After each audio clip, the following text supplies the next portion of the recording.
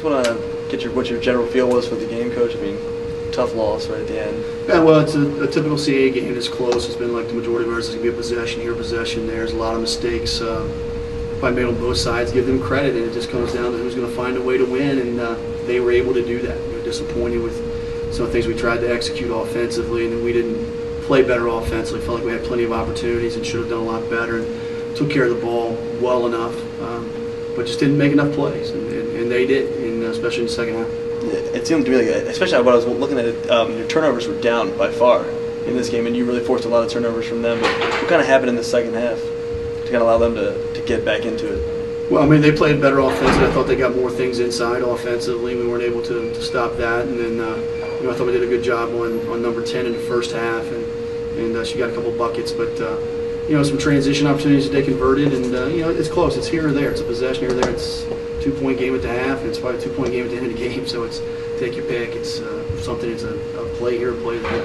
And you kind of keep seeing this emergence of Tanisha McKillop, especially as she drives pretty easily. It seems to me like she just has a knack for getting inside, which is you might want to see something like that from a bigger player. But she seems to play bigger than her size. She gets right. She does. She does, and she's got some growing pains. She's got to work through, but she's contributing quite a bit right now as a young player, and we think the future's bright for her.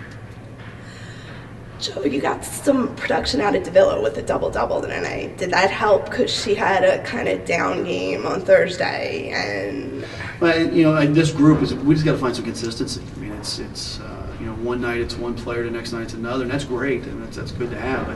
But not if the player that gave you something on Sunday disappears on Thursday. It can't be a disappearance. It's got to be.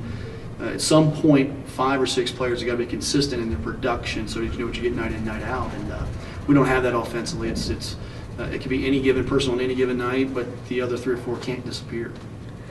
And looking ahead to Thursday, you got a tough Hofstra team coming in. They lost to Wilmington tonight. You guys fell to them by 11. What do you tell the kids going forward, and what do you need to work on this week? Well, it's every old cliche. I mean, it's one game at a time. It's a half at a time. And, we got to find ways to be better offensively, and that's the biggest thing. And, it's not going to be easy for us. We know that. That's who we are, but we got to be willing to grind things out and play unselfishly and play together.